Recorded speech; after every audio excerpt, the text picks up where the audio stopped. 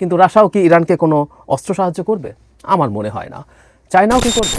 খামেনিকে হত্যা করাটাই হতে পারে এই সমস্যার সমাধানের একটা পথ। লক্ষ লক্ষ সিরিয়ানের হত্যাকাণ্ডের সহযোগী ছিল ইরান, কোনো সন্দেহ নেই, আমরা জানি এটা।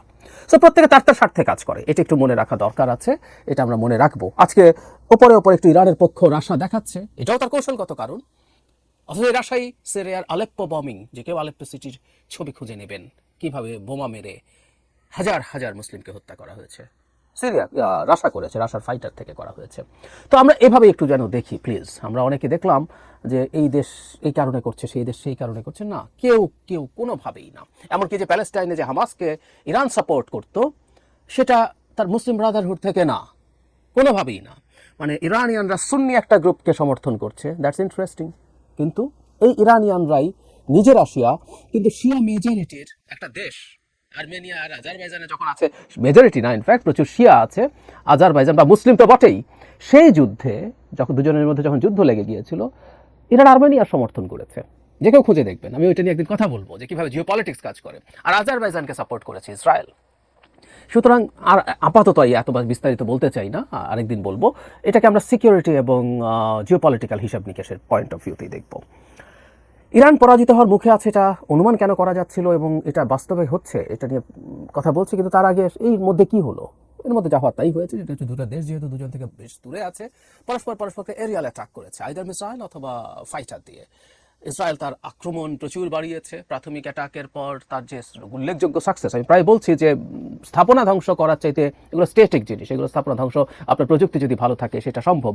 কিন্তু আপনি যখন ব্যক্তিকে হত্যা করতে পারেন, আইআরজিসির গোয়েন্দা প্রধানকে পরে ফার্স্ট অ্যাটাকের পর আরেকদিন হত্যা করা হয়েছে, বা একটা আক্রমণ যেটাকে খুব সিগনিফিক্যান্ট হিসাবে দেখতে হবে, সেটা ইরানের রাষ্ট্রীয় যে সম্প্রচার মাধ্যম টেলিভিশনে ঘোষণা দিয়ে আক্রমণ করেছে এবং তারা সাকসেসফুল হয়েছে, এটাকেও খুব বড় হিসাবে দেখতে হবে। কারণ একটা দুটো দেশের মধ্যে যখন যুদ্ধ লাগে, তখন তার যে ব্রডকাস্টিং যে স্টেশনগুলো আছে, সেগুলো সবচেয়ে বেশি সিকিউর করার চেষ্টা করা হয়। তার এয়ার ডিফেন্স যা যা থাকে সেখানে সব কিছু গ্যাদার করার কথা। কিন্তু এটা ভেদ করেই অ্যাটাক হয়েছে। এবং আমরা একটা ভিডিও দেখেছি যে একজন সংবাদ পাঠিকা খবর পড়ার সময় অ্যাটাকটা হয় এবং একটা পর্যায়ে আলো চলে যায় এবং তিনি সেখান থেকে উঠে যান। কিছুক্ষণের মধ্যে যদি এটা রেস্টোর্ড হয়েছে, কিন্তু এই আক্রমণটাও খুব সিগনিফিক্যান্ট একটা আক্রমণ হিসাবেই আমরা দেখব। সাধারণত এইসব ক্ষেত্রে এইগুলোকে খুব গুরুত্বপূর্ণ হিসেবে দেখা হয়। একইভাবে ইরান পাল্টা তার মিসাইল অ্যাটাক করছে, প্রচুর করছে, এবং আমরা এই অ্যাটাকগুলো দেখে অনেকে মনে করছি যে ইরান খুব ভালো পরিস্থিতিতে আছে, আরও অনেক কিছু হবে। কিন্তু আমি আমার প্রথম ভিডিও এই সংকট নিয়ে যখন করেছিলাম, সেটা হচ্ছে যুদ্ধটা ধরে রাখা আসলে ইরানের জন্য মেজর সংকট হবে, মেজর সংকট হবে।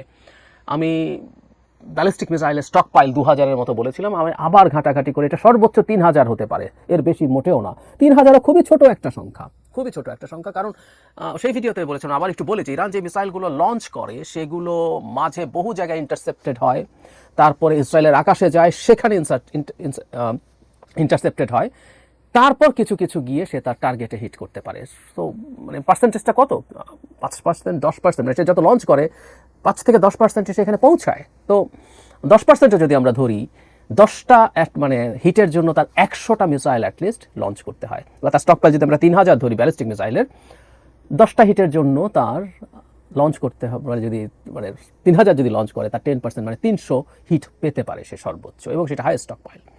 এখন এই ধরনের যুদ্ধে যদি টিকে থাকা হলো মেজর বিষয়। ইরান যদি টিকে থাকতে পারতো এবং ক্রমাগত ইসরায়েলের তেল আভিভ সহ বিভিন্ন সিটিতে যদি সে আক্রমণ করে যেতে পারতো, তার ভালো একটা সম্ভাবনা ছিল যে ইসরায়েলের ভেতরে তীব্র চাপ তৈরি হচ্ছে। কিন্তু ইরান এই চাপটা মোটামুটি নিশ্চিত যে ধরে রাখতে পারছে না। কারণ হচ্ছে বড় অ্যাট্রিশন বলে। আমি রাশিয়া ইউক্রেন যুদ্ধ নিয়ে যখন প্রচুর কথা বলেছি, আমার জাহির স্টেক অন জিও পলিটিক্স চ্যানেলটায় অনেকদিন কথা বলা হয় না, তো সেখানে অনেকগুলো ভিডিও এটা নিয়ে করেছি। আপনাদের মনে থাকার কথা যারা দেখেন, যে একটা যুদ্ধ যখন কে বেশি দিন টিকে থাকতে পারে সেই পর্যায়ে যায়, তখন বড় দেশ, যার জনসংখ্যা বেশি, যার অর্থনৈতিক সামর্থ্য বেশি, সে টিকে থাকতে পারে।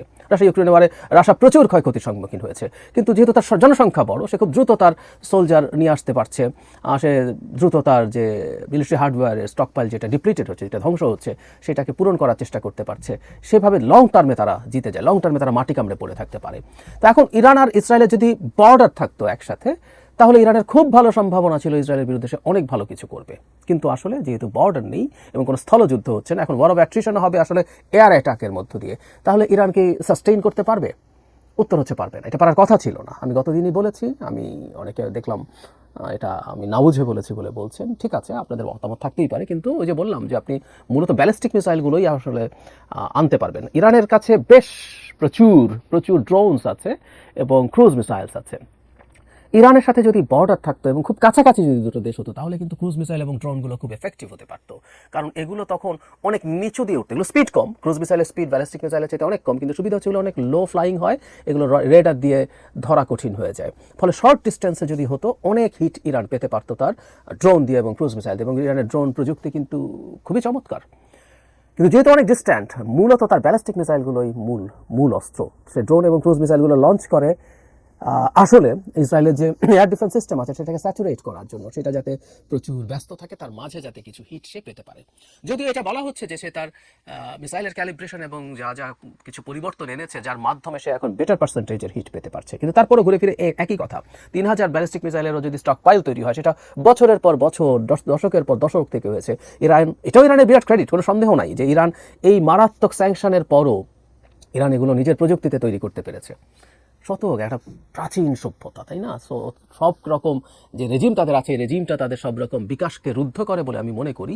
তো তারপরও সেই রেজিমটার মধ্যেও সেই যে ঐতিহ্যগত ব্যাপার আছে, সেটা তারা ঠিকই কন্টিনিউ করতে পেরেছে, কোনো সন্দেহ নেই। কিন্তু দিনের শেষে তার তো সাপ্লাই লাগবে।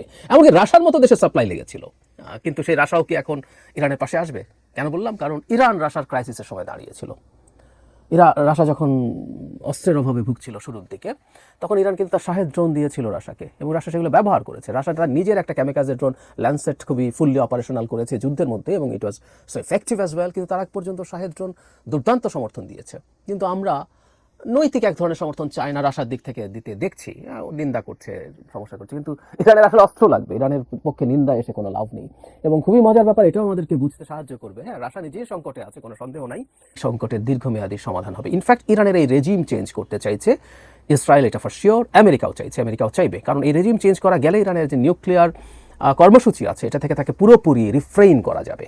তাদের মতো একটা সরকার যদি বসাতে পারে, তাহলে তারা এখান থেকে সেফ হবে বলে আশা করে, এবং আমি ধারণা করি সেই চেষ্টাই তারা এখন করবে।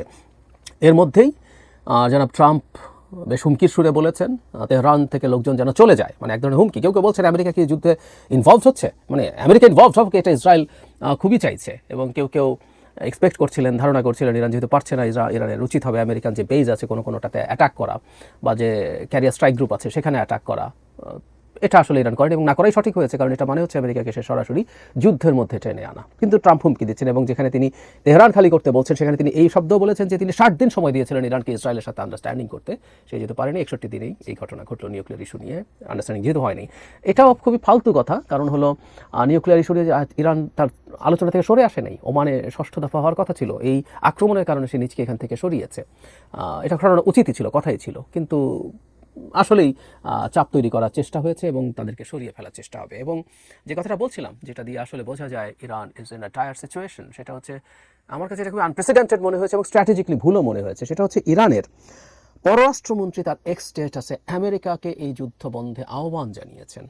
আমি খুব অবাক হয়েছি এটা দেখে। উনি যা বলেছেন বাংলায় ব্যাপারটা এরকম: প্রেসিডেন্ট ট্রাম্প যদি সত্যিকারের কূটনীতিটা করতে চান এবং যুদ্ধবন্ধে আগ্রহী হন, তাহলে পরের পদক্ষেপগুলো খুবই গুরুত্বপূর্ণ। ইসরায়েলকে অবশ্যই আগ্রাসন বন্ধ করতে হবে। তারা সামরিক আগ্রাসন পুরোপুরি না থামালেও আমাদের জবাব চলতে থাকবে। ওয়াশিংটন থেকে একটি ফোন কল নেতানিয়াহুকে থামাতে পারে, আর সেটাই কূটনীতিতে ফেরার পথ উন্মুক্ত করতে পারে। ইন্টারেস্টিং। কেন বলছি?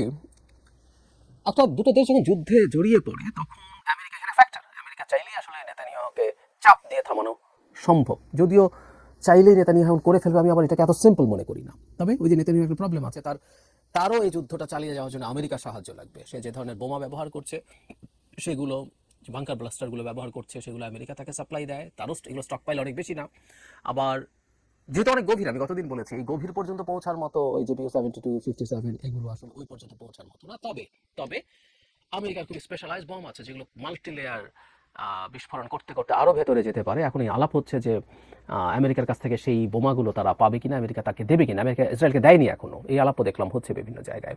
সো আমেরিকাকে তার লাগবে, কিন্তু আমেরিকা না চাইলেই নেতানিয়াহু এই মুহূর্তেই বন্ধ হয়ে যাবে। তার হাতে থাকা যে অস্ত্রশস্ত্র আছে সেটা দিয়ে সে, আমার মনে হয়, ইরানের উপরে চাপ চালিয়ে যাবে। কারণ নেতানিয়াহু স্পষ্টভাবেই বলছেন খামেনিকে হত্যা করাটাই হতে পারে এই সমস্যার সমাধানের একটা পথ। সুতরাং তিনি এই কথা নিজে তার জায়গা থেকে তো চেষ্টা করবেনই। তিনি সেখানকার সেনাবাহিনী, তিনি সেখানকার জনগণ, তিনি ইভেন সেনাবাহিনীর মধ্যে এক ধরনের ডিভাইডেশন আছে। ইরানের একটা সামরিক বাহিনী আছে, একই সাথে একটা আইআরজিসি আছে। আমার খুব মনে পড়ে শেখ মুজিবুর রহমানের সময় যেমন রক্ষী বাহিনী তৈরি করা হয়েছিল, সেনাবাহিনীর উপরে খুব রিলাই করছেন না, তিনি রক্ষী বাহিনী তৈরি করেছেন তার ব্যক্তিগত কন্ট্রোলে রেখে সেনাবাহিনীর গুরুত্ব কমানোর জন্য। ঠিক একই রকম ঘটনা আসলে আইআরজিসির কমান্ড সরাসরি তাদের সুপ্রিম লিডারের কাছে, খামেনির কাছে, এবং অনেক ক্ষেত্রে IRGC is more equipped, more privileged অনেক ক্ষেত্রেই।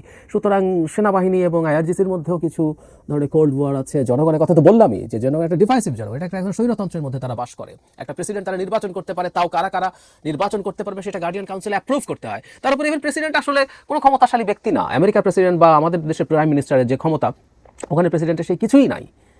ক্ষমতা আছে একজন একনায়কের হাতে, যেটা সিলেক্ট করে একটা ছোট্ট গ্রুপ। এই যে খামেনি, অনেক বয়স আছে, মারা যেতে পারেন, বেশি দিন বাঁচবেন না হয়তো, তারপরও জনগণ ভোট করে একজন সুপ্রিম লিডার তৈরি করবেন, একটা ছোট্ট গ্রুপ অফ পিপল, তারা তো সিলেক্ট করবেন কি হবে, এবং তার হাতেই পাওয়ার। সো এটা একটা অটোক্রেসি, এবং অটোক্রেসি হলেই যে সমস্যা হবে নট নেসেসারিলি। যদি অটোক্রেসি জনগণকে আর্থিকভাবে অন্তত খুব ভালো রাখতে পারে, তখনও জনগণের মধ্যে এক ধরনের মেনে নেওয়ার টেন্ডেন্সি থাকে, যেটা আমরা চায়নাতে দেখি।